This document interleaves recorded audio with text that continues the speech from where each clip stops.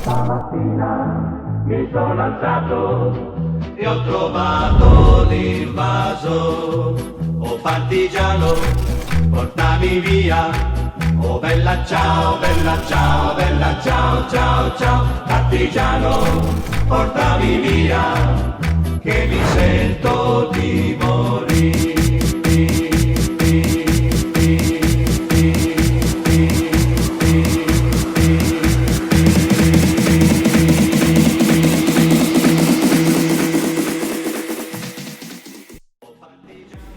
Es un gusto, amigos, saludarlos desde este nuevo espacio de Contrapaís que hacemos junto con Marlon Puertas, esta vez de Guayaquil, y pues encerrado en su casa luego de la tremenda enfrentamiento que existe pues entre las pandillas y todos estos grupos criminales que se intentan tomar el país.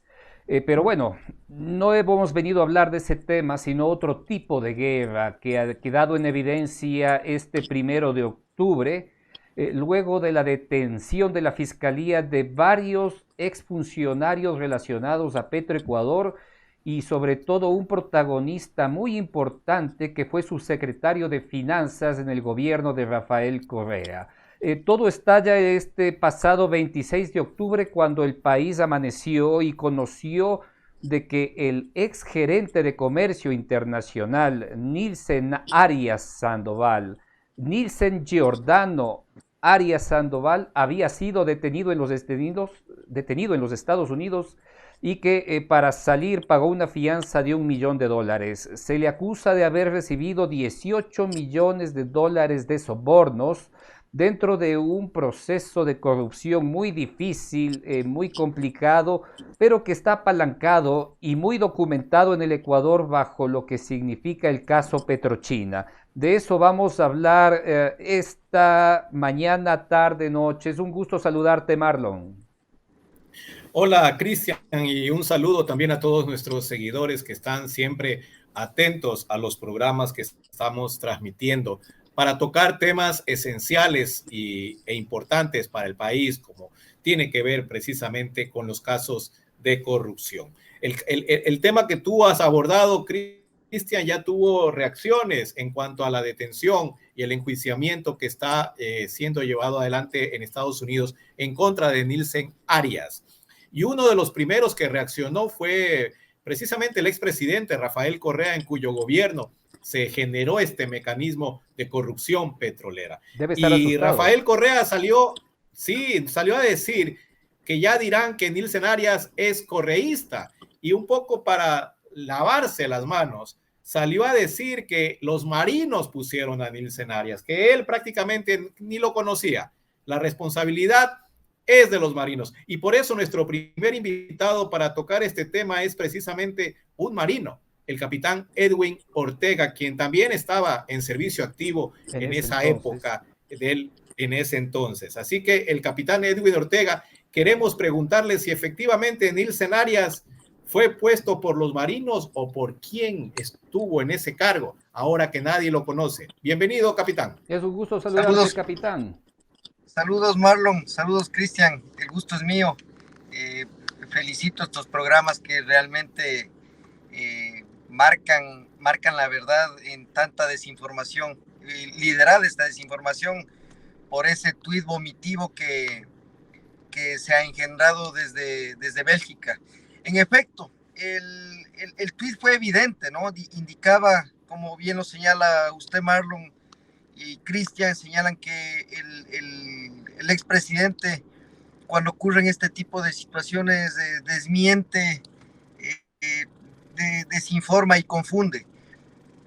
He tratado de averiguar porque también me expresé en esa red social pidiéndole a la Armada del Ecuador, especialmente al excomandante general de Marina, al almirante Luis Jaramillo Arias, quien para aquella época, para el 2010, se encontraba al mando de Petroecuador.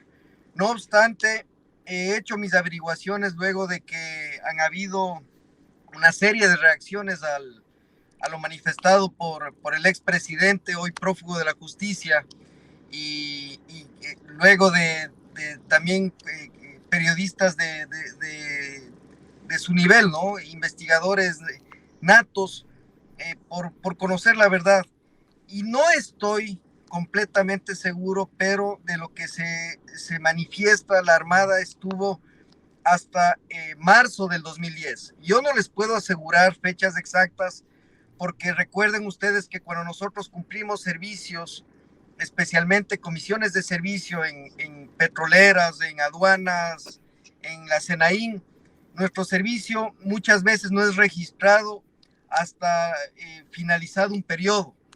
Entonces yo sí quisiera que Marlon, Cristian, a través del periodismo de investigación se le logre consultar al almirante Luis Jaramillo hasta qué fecha sirvió el último oficial de Marina de alto rango en gerencia en la petrolera, porque de lo que se conoce, Nielsen Arias fue designado gerente de comercio, de comercialización. Es un cargo medio largo, ustedes me ayudarán porque me sabe fallar la memoria, tantos cargos que nombraba el prófugo. En abril del 2010, para aquella época. Es decir, luego de la salida de los marinos. Cristian, yo me atrevo a asegurar de que la fecha no depende los marinos dicen hasta marzo del 2010, pero en la comisión de servicios es hasta que el último oficial de alta gerencia deje la petrolera. Y yo desconozco el almirante Jaramillo, que fue quien lideró la Petroecuador hasta ese año. Él debería indicar hasta qué año estuvo él de gerente. Una cosa es el gerente de comercialización, una cosa es el gerente de proyectos, Cristian, pero el gerente de Petroecuador desconozco exactamente hasta qué día el almirante Jaramillo dejó de ser el gerente en la petrolera. Comprendemos. En cualquier caso, el señor Nielsen Arias, en cualquier caso, digo, no era un marino de ninguna manera. No, recordemos que el agente de confianza para aquella época era Chiriboga, era Calvo Piña, era Pastor, era Capaya, Carlos Pareja Yanuseli, era el mismo José Luis Cortázar. José Luis Cortázar, como ustedes conocen, fue muy cercano a Rafael Correa, fue su escolta en las dos campañas, y luego pasó a ser secretario anticorrupción, secretario de transparencia, y pasó a ocupar los más altos cargos en Petroecuador también. Entonces, es decir, yo sí creo... Capitán Ortega, ¿no crees que la Marina en ese momento se hubiese dejado imponer un perfil como el de Nielsen Arias, que en realidad para entonces tenía juicios por estafa y además no tiene ninguna formación, no tiene ninguna formación? De lo que se conoce es que es un bachiller en físico-matemáticas, nada más. ¿Tú crees que la Marina se hubiese dejado poner un alfil de esa categoría en un cargo tan importante? Cristian, haces la pregunta justamente la que todos queremos y quisiéramos responder con exactitud,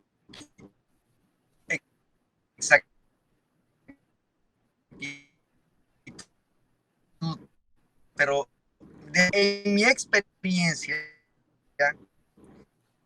te puedo asegurar de que el almirante Jaramillo sí conocía no solamente de la presencia de Arias, de Nielsen Arias, sino justamente de los cuadros que tú bien sabes que al 100 sobre 100, sabemos del pasado de Carlos Pareja, sabíamos todo lo que estaba oculto. Yo, es más, de lo que por más de una glosa por su accionar en Petroecuador.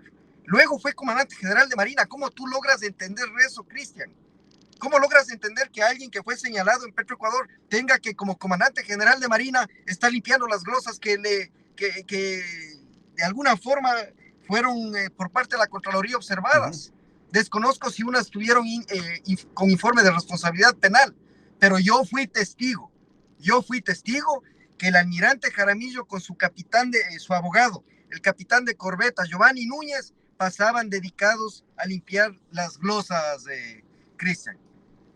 Entendemos, capitán Ortega. Te queremos agradecer por tu presencia y por tus criterios para un poco esclarecer lo que todos quieren ocultar. Bueno, todavía no está claro si es que fue una cuota o no de la Marina, pero lo cierto es que fue la persona que hizo todos los negocios necesarios para generar los hechos de corrupción basados en los acuerdos de deuda externa apalancadas en la venta de crudo futuro. Muchas gracias, capitán Edwin Ortega, por tu presencia aquí.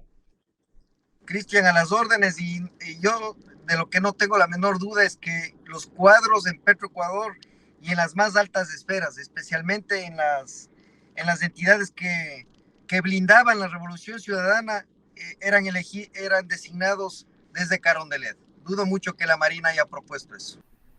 Bueno, Marlon, la gran pregunta es identificar quién es Nilsen Giordano Arias Sandoval, alias El Gordo.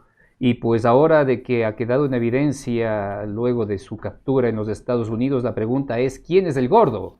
El gordo es uno de los personajes intocables de la Revolución Ciudadana, uno de los personajes que habían pasado con perfil muy bajo tras cumplir su misión con total prolijidad para los intereses de este grupo político. Así que él estaba puesto a muy buen recaudo. Aquí en Ecuador llama la atención que pese a las publicaciones que se hicieron con graves denuncias y con serios indicios de las irregularidades cometidas en la administración petrolera de estas personas, sin embargo, desde el 2015, 2016, 2017, en que recuerdo sendas investigaciones y publicaciones que realizamos en conjunto contigo y con otros periodistas, sin embargo, la Fiscalía no se activó. Tuvo que ser Estados Unidos, por medio de sus acciones y los juicios que está llevando adelante en ese país, el que le ponga un torpedo a la Fiscalía y a la Administración de Justicia ecuatoriana para que hoy, año 2022, se acuerden de que efectivamente había cosas que investigar y cosas que profundizar respecto a los negocios y contratos petroleros. ¿Por qué? Porque ya Estados Unidos detectó las cuentas, detectó los millones de dólares que se estaban lavando en cuentas de ahorro, en cuentas bancarias de ese país, producto de la corrupción que se ha generado en Ecuador. Esperemos que, a diferencia de otros casos en que la justicia de Estados Unidos tampoco ha estado muy colaboradora con el Ecuador, no da nombres, no da más vestigios ni indicios de lo que realmente ha ocurrido, sino que lo hace a cuentagotas, lo hace de manera muy egoísta, de manera que aquí en Ecuador no se puede desenredar toda esa telaraña de corrupción y esas redes que se armaron con, como lo han dicho nuestros invitados, con tanta prolijidad, con tanta pulcritud, para eso sí, para perjudicar al Estado ecuatoriano. No se puede llegar a establecer a todos los protagonistas de este enredo y esta red de corrupción. No es fácil. Yo diría que es paradójico, Marlon, porque Nilsen Arias era un operador de poca monta en realidad, que estaba en la zona VIP, en la zona de Very Important People, en la que se tomaban las importantes decisiones y tal vez las más importantes, porque donde está el dinero es en Petroecuador, sobre todo, ¿no? Y es increíble cómo un hombre de su condición, porque se conoce que Nilsen Arias pues no tenía un título universitario, era un bachiller. Hasta ahora no existen antecedentes de estudios superiores de Nilsen Arias. Y hasta antes que llegue a Petroecuador, él a lo que se dedicaba era a vender vidrio, ¿sí? Vidrio templado. De hecho, participó y existía un juicio por abuso de confianza en su contra, porque supuestamente se encargó de perjudicar a la empresa de vidrio en la que trabajaba por aproximadamente $280,000. Y existen procesos y juicios en contra de esos, porque simplemente se perdieron 2.948 piezas de parabrisas. Él fue el encargado de eso, él fue el responsable. Y con ese currículum llega pues, al cargo, tal vez uno de los más importantes de Petroecuador, porque ahí se decide cómo se comercializa lo que se entrega y lo que se recibe, ¿sí?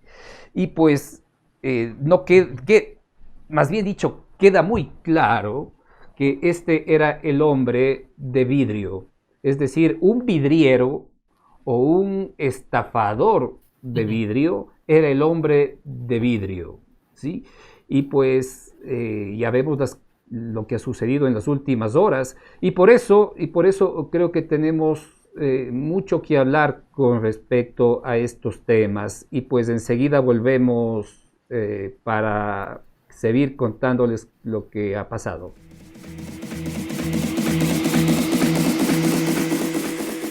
El hecho de que los ecuatorianos nos hayamos enterado el pasado 26 de octubre de la detención de Nilsen Jordano Arias Sandoval desató una serie de condiciones en el país y sobre todo un operativo grande por parte de la Fiscalía General del Estado para tratar de obtener información de los principales protagonistas dentro de lo que ha significado la trama de corrupción dentro de PetroChina.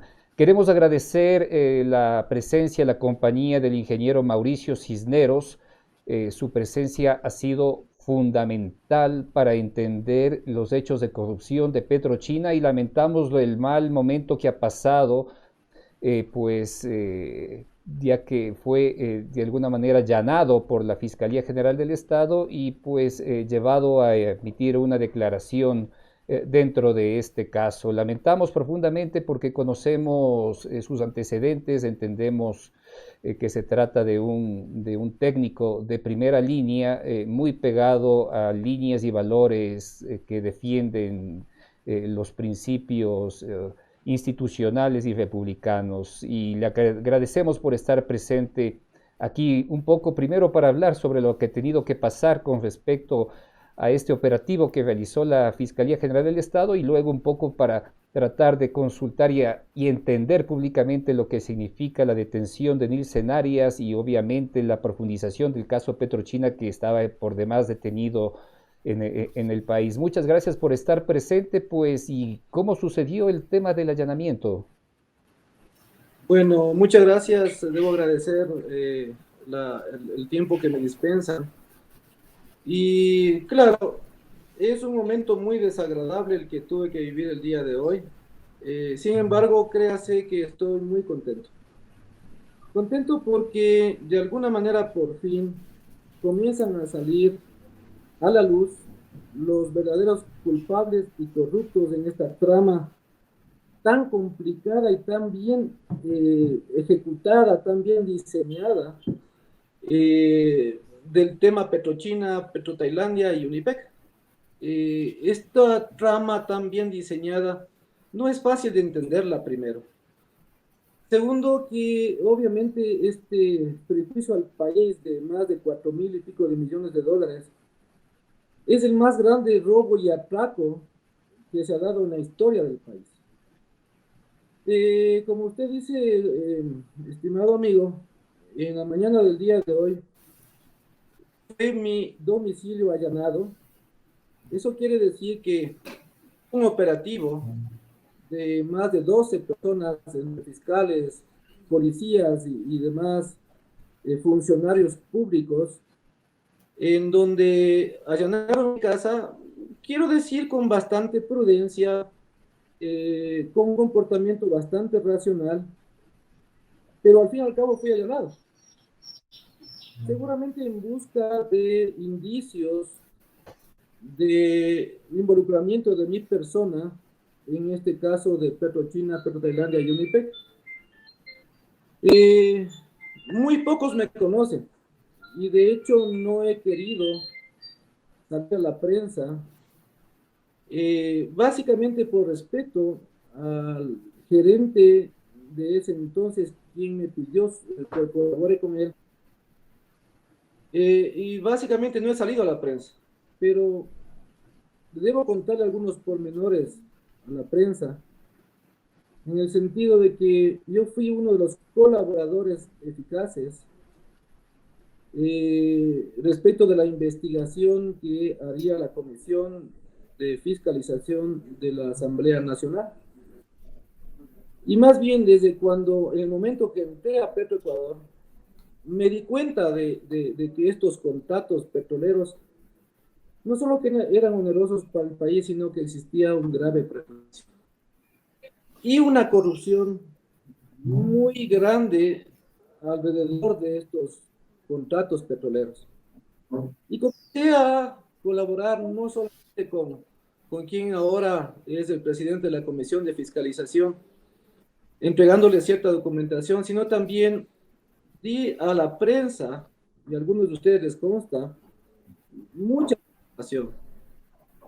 Lo nuestro se destapó, más bien nosotros destapamos los actos de corrupción, no solo con los contratos petroleros, sino con la refinería de Esmeralda, la refinería del Pacífico, Juárez Cuenca, etcétera. Nosotros llevamos al presidente de la República a que mire personalmente, denunciamos estos actos de corrupción, pero lamentablemente no tuvimos el eco suficiente y el apoyo político como para que nuestra actuación dé resultados adecuados. Nuestra misión, Cristian, y nuestra intención al entrar a Petroecuador fue justamente parar toda esta trama de corrupción que se ha venido dando desde mucho tiempo atrás en Petroecuador. Lamentablemente no tuvimos el tiempo suficiente. Yo trabajé en Petroecuador desde el mes de junio al mes de noviembre de 1917. Todos los contratos petroleros estuvieron firmados hasta el 2016. El último contrato que se firmó fue en diciembre del 2016.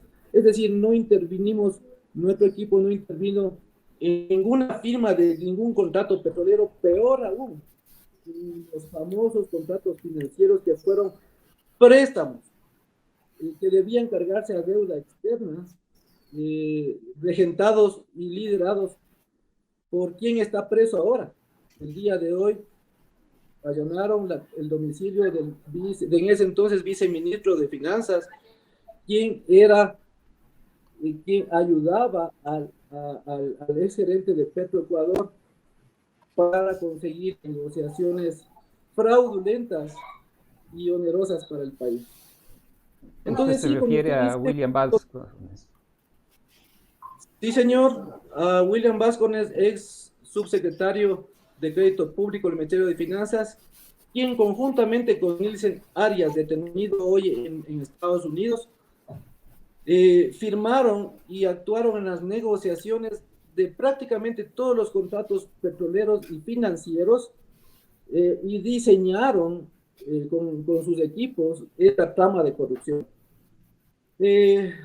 Ingeniero, en honor al tiempo para entrar un poco en el detalle, sí nos gustaría conocer su opinión y, mejor dicho, usted cómo podría establecer las prioridades de estos actos de corrupción que pues se generaron y que ahora parece que van a poder llegar al fin a buen término.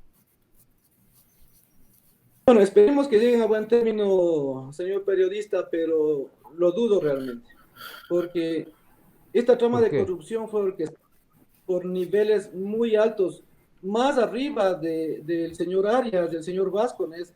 Existieron personajes de mucho más arriba que deberían estar realmente presos e involucrados directamente en este negociado que perjudicó al país en tantos millones de dólares.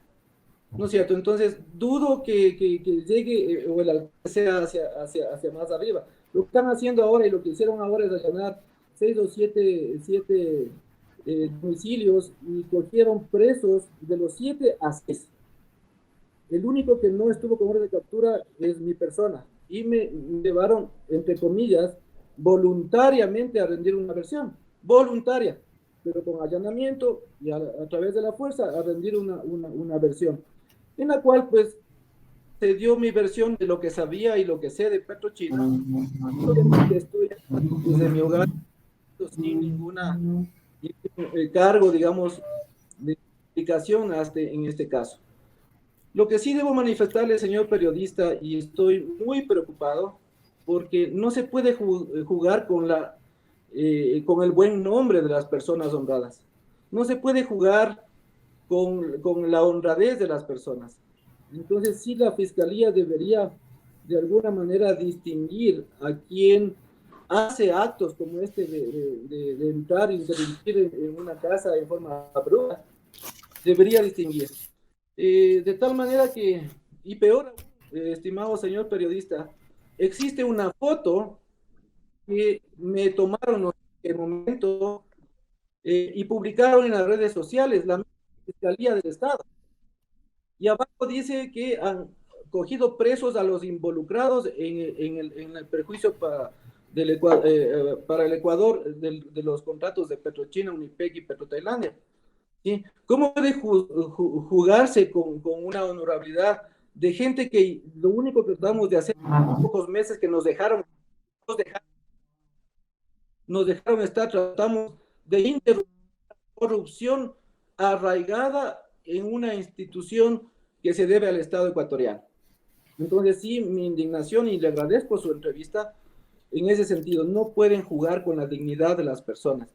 Ahora entonces que la misma fiscalía que publicó, porque en mi casa no hubo más que fiscales y gente de policía, ¿y cómo puede ser que una fotografía mía aparezca en redes sociales y con un subtítulo diciendo se agarraron presos a las personas involucradas en la corrupción de Petroecuador?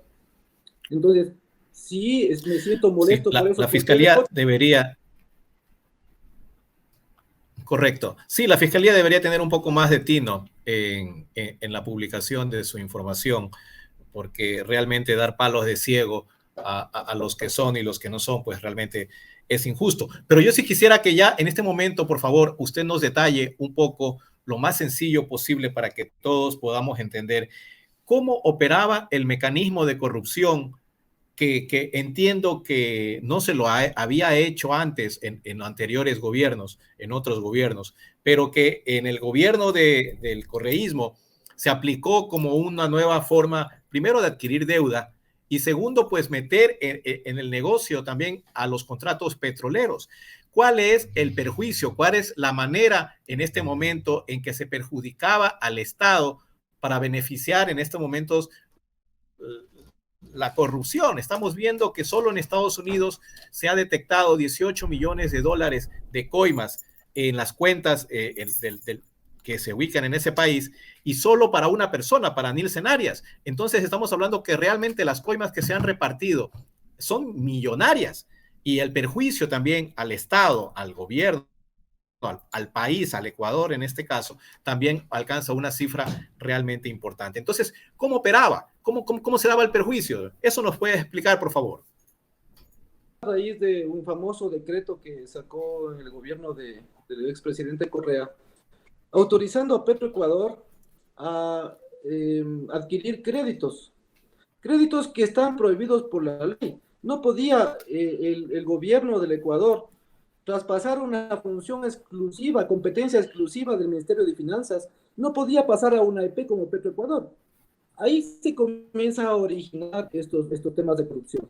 Entonces, primero, los contratos nacen ilegales porque no era potestad de Petroecuador adquirir créditos de deuda externa con garantía soberana. ¿No es cierto? Que estaba regentado, entonces van a un banco chino o a dos bancos chinos, piden los créditos a una tasa de chulco, básicamente, con garantía soberana, y por otro lado obligan a Petroecuador, o más bien facilita a Petroecuador la firma de estos contratos petroleros para garantizar el pago de la deuda de esos créditos de deuda pública. ¿Sí? En estos contratos de petroleros hay varias cosas. Primero, el precio. Cuando yo entré a Petroecuador, si ustedes se acuerdan, yo convoqué a toda la prensa e hice la primera venta spot desde más de 14 años. ¿Qué quiere hacer una venta spot? Vender al mejor postor el crudo ecuatoriano.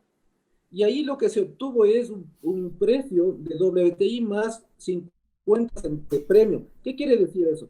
Que se desnudó por fin el diferencial, o sea, la diferencia con que se castigaba al crudo ecuatoriano para entregar en favor de PetroChina, PetroTailandia y Unipec. Ahí se desnudó en septiembre, yo entré en junio, ojo. Lo que hice es no darles todo el crudo como estaba en el contrato, sino había una cláusula que decía, a criterio del vendedor podrá usted entregar más o menos 10% de lo comprometido. Entonces yo ordené que entreguemos menos 10%, con el propósito de reunir crudo y sacar a venta spot, justamente para desnudar la diferencia de precio con que estaba castigándose al crudo ecuatoriano. La otro tema es la forma de fijar el precio. Había una famosa fórmula en donde hay cosas inconcebibles. Por ejemplo, una de ellas. ¿Cómo puede pensar que el vendedor paga el flete?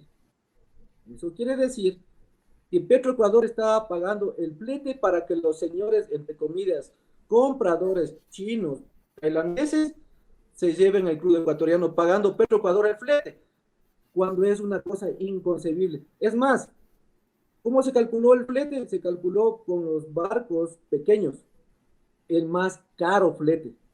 Y en realidad lo que llegaban los barcos chinos, entre comillas chinos porque ahí entran intermediarios, a retirar el crudo ecuatoriano eran Aframax o Panamá, 3 veces más grandes los barcos, entonces el costo de transporte debería haber sido mucho menor, pero no debía pagarse nunca Petroecuador ese flete. Ahora, no podíamos deshacer esos contratos, estimado señor periodista, a pesar que sabíamos que eran onerosos para el país y había un prejuicio, porque estaban firmados unos contratos de garantía soberana. Entonces estábamos entre la espada y la pared, no podíamos, atados de manos, digamos, y no podíamos deshacer esos contratos. Solo cuando desnudé el precio inferior al que se estaba vendiendo, más una caída de un componente para calcular el precio que se llama coque, eso es técnicamente no es fácil entenderlo, declaramos los contratos imprácticos. Y sepa usted lo siguiente, vamos a dejar un informe personalmente al presidente de la República, al Contralor General del Estado y al Procurador General del Estado pidiendo que se declaren impracticables de sus contratos, porque no había fórmula de cálculo de precios. Tuve un impasse con los de PetroChina, PetroEcuador y PetroTailandia. Me reuní con ellos y les dije que son unos ladrones, así estas palabras, y que tenían que sentarse a negociar conmigo un menor precio del crudo y rebajar la garantía de 10 veces en unos casos para pagar esos créditos chulqueros. Lo cual obviamente no hubo apoyo político, porque no sabíamos a las mafias internacionales que nos estábamos enfrentando. Y es así que nos sacaron del Ecuador justamente por no alinearnos, ojo, por no alinearnos. ¿Okay? 5 meses. Es decir, eso Pues marcó la salida de la empresa. Salida del equipo que entramos, porque entramos apenas 6 personas a un monstruo que es Petroecuador y donde encontramos corrupción a todo nivel. Pero nos interrumpieron, 5 meses no son suficientes para romper los contratos petroleros y además encargarse de las mafias que encontramos incrustadas en dicha institución. Entendemos. Ahora ingeniero, ¿qué es lo que usted le diría a la Fiscalía General del Estado para encaminar adecuadamente estas investigaciones que parece que toman cierto curso? Sí, de acuerdo. Yo le diría a la Fiscalía que debe actuar con mayor celeridad. No podemos esperar que Estados Unidos sea el que dé la voz, la alarma de que algo pasó o está pasando en el Ecuador, para que la Fiscalía recién reaccione. Y también yo en el día de hoy he ofrecido mi contingente a la Fiscalía General del Estado para convertirme en uno de los técnicos para poder analizar técnicamente lo que pasó en estos contratos petroleros, ¿sí? Dando mi buena colaboración, digamos, porque me interesa sobre el que más, que todos aquellos que perjudicaron al Estado en este trama de corrupción caigan presos y paguen lo que tienen que pagar. Y es más, ojalá algún momento se pueda recuperar algo de lo robado, que sería uno de los temas. Entonces, la Fiscalía públicamente me pongo a las órdenes, así como estuve a las órdenes de la Comisión de Fiscalización en la Asamblea Nacional, para colaborar con algún conocimiento que tengo de todo este entramado que me ocupó mucho tiempo. ¿Y qué le ha dicho la Fiscalía? Todavía nada, absolutamente nada. Lo que pasó ahora es que me tuvieron ahí con pizarra, con marcador en mano, les di todo el esquema, ¿no es cierto? A ver cómo colaborar para que ellos entiendan que esto es un tema muy bien armado, muy bien estructurado. No es fácil entender para el común de la gente porque son temas técnicos, comercio internacional, y lo que armaron fue jurídicamente muy interesante y muy difícil de desarmar todo esto, ¿no es cierto? Pero yo creo que la Fiscalía, si es que se puede acelerar un poco más este tema, conseguir técnicos que le podamos ayudar, pues espero que llegue a feliz término y créase que lo que está saliendo en este momento es la punta del iceberg. Atrás hay muchas cosas adicionales. Usted dijo algo que me parece... Dígame. Sí, algo interesante que usted mencionó hace un momento es que las personas y los nombres que han salido hasta el momento, como el de Nielsen Arias y el del viceministro, también el subsecretario de Finanzas, en realidad no son las cabezas de toda esta estructura que se formó y actuó de manera impecable, según usted nos está contando, para perjudicar, en este caso, al Estado. Entonces, ¿hasta dónde se extiende esta red? ¿Dónde está la cabeza principal de este pulpo que se formó de corrupción? Las investigaciones deberán ir descubriendo tanto para abajo cuanto para arriba dónde estuvo, porque yo creo que no fueron capaces solamente los dos personajes que usted nombra de diseñar esta intrincada arquitectura delictiva. Alguien más tuvo que estar arriba aupando estos temas, diseñando, cambiando las leyes, interviniendo en los sectores de control, en Fiscalía, en Procuraduría, en Contraloría General del Estado, que ustedes ven cuántas glosas se han perdonado, ¿no es cierto? Se han desvanecido y se han cobrado dineros por desvanecer esas glosas. Esto es parte de la corrupción. Entonces, yo no creo que a ese nivel nada más haya llegado el tema de corrupción. Espero que la Fiscalía haga su trabajo y caigan los que tienen que caer, mis estimados periodistas. Pero hay una cosa muy interesante. Yo creo que hay mucha gente que podemos colaborar en este tema. ¿Por qué la Fiscalía no nos llama?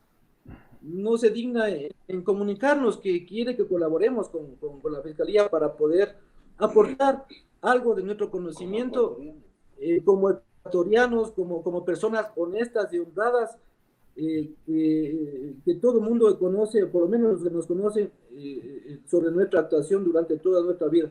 Debo aclararle que fue la primera vez que ocupé un cargo público, porque siempre estuve en empresa privada. Soy un profesional de empresa privada, no de empresa pública. Entonces, fue muy difícil para nuestra administración enfrentarnos a un tema público, y peor con estos esquemas de corrupción y las tramas que estaban inmersas en todo este tema, ¿no es cierto? Entonces, hay muchas preguntas que... Entendemos, resolver. ingeniero. Lamentamos el mal momento que ha tenido que enfrentar y pues ya creo que la pelota está en la cancha de la Fiscalía y aspiramos que exista un debate público amplio para que quienes investigan el caso pues puedan tener una línea interpretativa clara de lo que tiene que hacer y pues con tanta información que se ha generado en el último, sobre todo en el último año, pueda esto sancionar a quienes tenga que llegar. Queremos agradecer la presencia del ingeniero Mauricio Cisneros.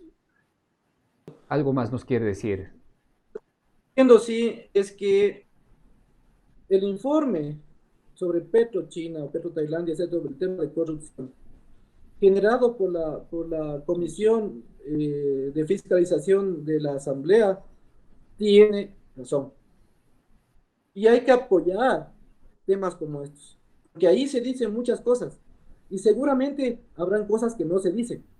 Y eso es lo que deberá investigar Fiscalía General del Estado, dar el apoyo a personas privadas que están denunciando desde hace mucho tiempo todos estos actos, pero que actúe y meta tras las rejas a quien deben estar. Yo le agradezco mucho, señor periodista, por el tiempo dispensado y espero que de alguna manera esta Muy entrevista bien. limpie mi buen nombre, ¿no es cierto? Y a las órdenes siempre para todos ustedes, para cualquier aclaración, con mucho gusto.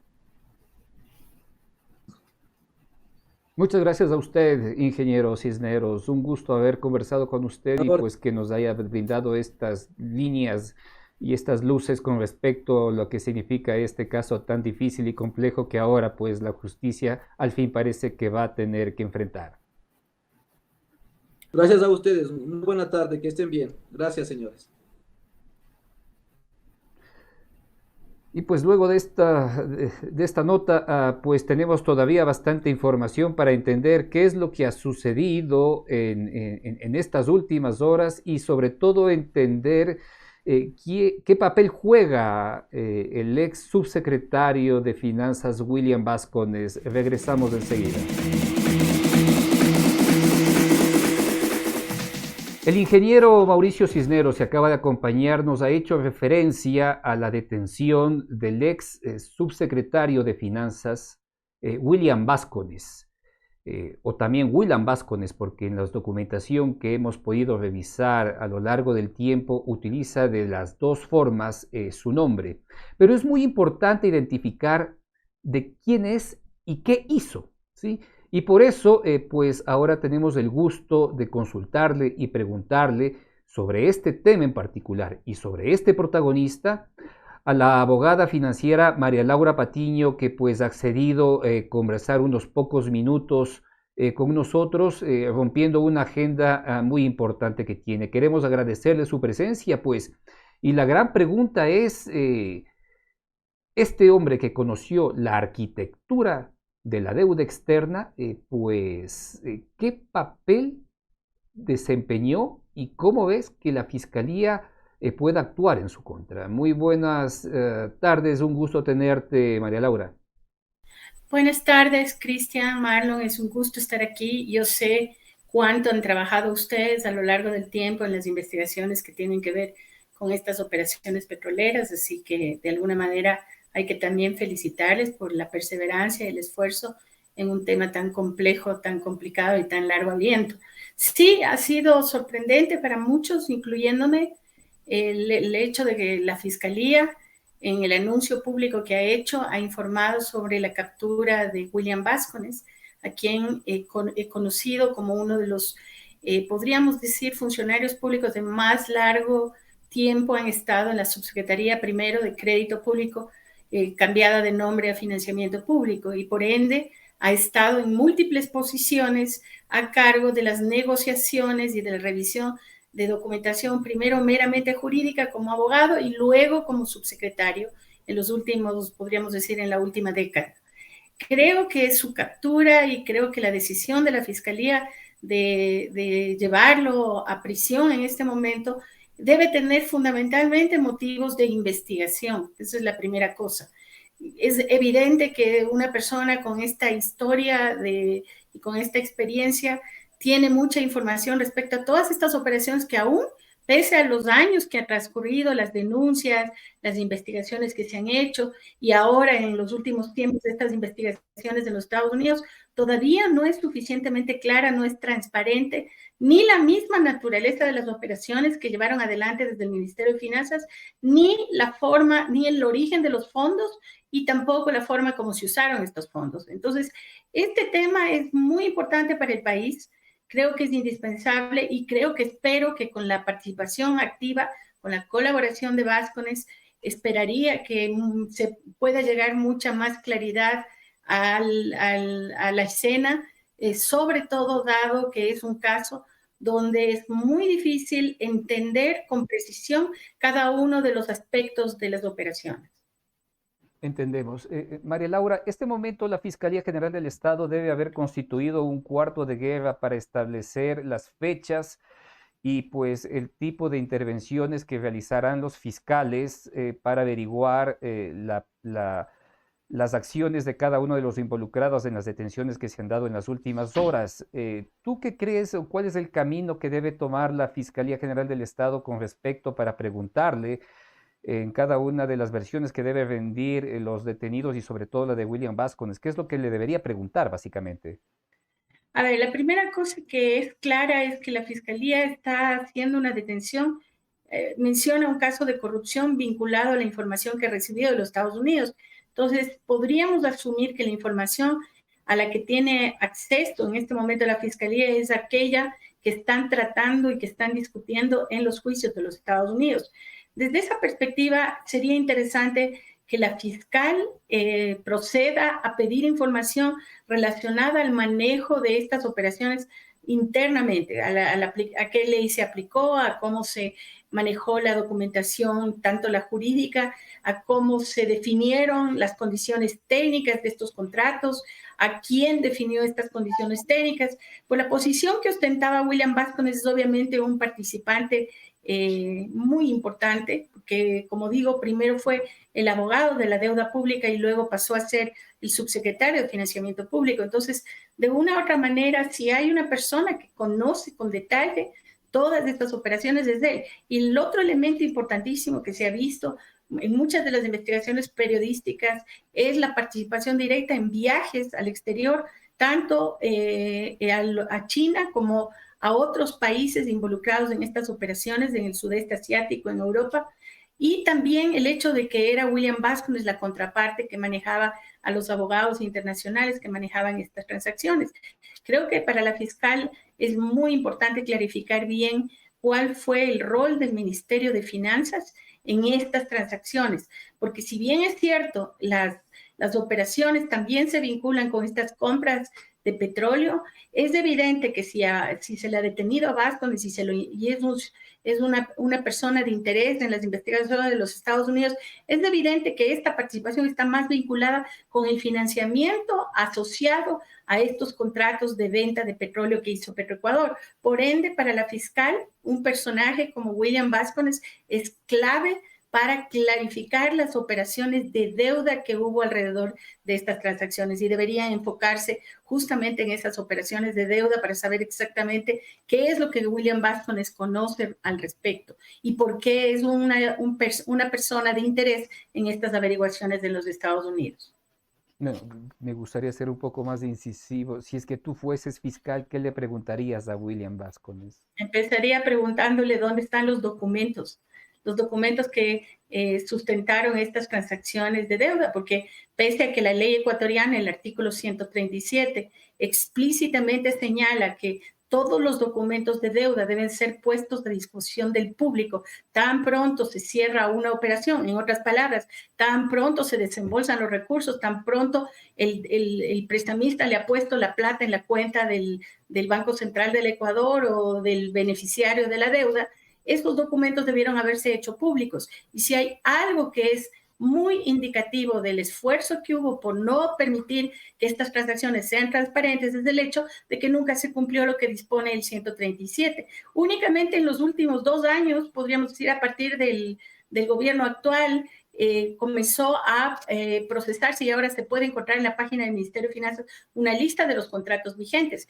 Pero lo que dice la ley es que los documentos legales y contractuales y los informes técnicos que respaldan cada una de estas contrataciones de deuda deberían ser puestas a disposición del público y eso no ha sido posible. Yo entiendo que muchas veces periodistas, órganos de control incluso solicitaron esta información al Ministerio de Finanzas y el Ministerio de Finanzas en varias ocasiones, en algunas de estas incluso el propio William Vascones le había contestado a la Contraloría, por ejemplo, que no tenía acceso a esos documentos o simplemente en algún momento incluso se sacó una normativa que era evidentemente ilegal, donde se declaraba confidencial el acceso a esa documentación. Entonces yo creo que la Fiscalía lo primero que debería preguntarles es dónde están estos documentos, que son justamente los mejores elementos de prueba de una u otra manera para cualquier acción legal y que además de una u otra manera van a permitir clarificar qué tipo de operaciones se hizo, quiénes participaron y quienes eventualmente pudieron haberse beneficiado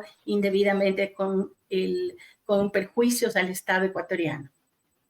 A mí lo que me... Sí, gracias. A mí lo que me preocupa, María Laura, es el tiempo transcurrido desde que se hizo la primera publicación y las primeras denuncias sobre este tema. Yo recuerdo que con Fernando Villavicencio lo publicamos la primera vez, y inclusive era la primera vez que yo escuchaba el nombre de Nilsen Arias. Estoy hablando del año 2015.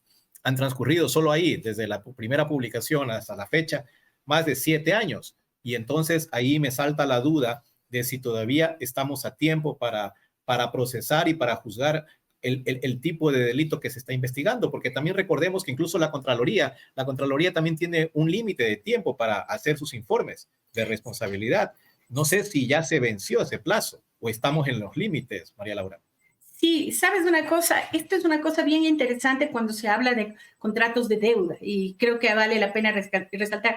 No lo mismo que en el caso de una contratación de una obra o de compra de un bien, por ejemplo, que una vez que contratas en la obra o el bien corren esos 7 años.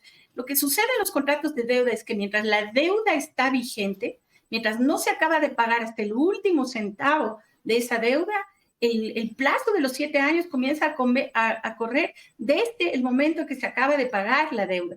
Por esto estos plazos se extienden mucho más en el tiempo. Probablemente hay alguna deuda, por ejemplo, aquella deuda que fue contratada bajo estas estructuras de Petrochina en el año 2009. Esta, por ejemplo, no se podría revisar porque yo entiendo que toda esa deuda ya fue pagada, pero hay muchos contratos de estos contratos atados a contratos de venta de petróleo que todavía se están pagando o que se acabaron de pagar en los últimos 2, 3, 4, 5 años, que todavía serían susceptibles de una investigación jurídica de acuerdo a la ley ecuatoriana. Ahora, desde la perspectiva de la ley americana, es otra la situación. Aparentemente, de lo que se ha visto en los documentos a los que he tenido acceso y que ha salido ya de alguna manera publicados en los Estados Unidos, se está haciendo investigación que va mucho más allá de meramente la ley ecuatoriana. Ya se está investigando la violación de la ley de prácticas corruptas en el extranjero y también se está investigando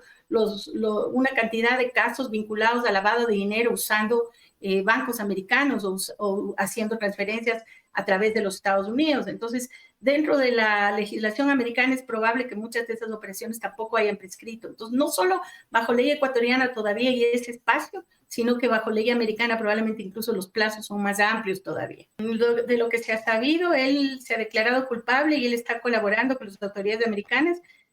A él le tienen que dictar una sentencia, probablemente en un relativo corto plazo, y ahí él tendrá que cumplir esa sentencia. O sea, no tengo muy claro el periodo que le toca cubrir bajo la ley americana, pero seguramente no va a ser menos de 5 años de prisión que tendrá que pagar en los Estados Unidos. Entonces, eso es lo que le espera a Nilsen Arias. Por más colaboración, lo que la colaboración le va a traer es probablemente una reducción de la pena, pero no una desaparición de la pena, ¿no? Gracias por estar aquí, muy gentil.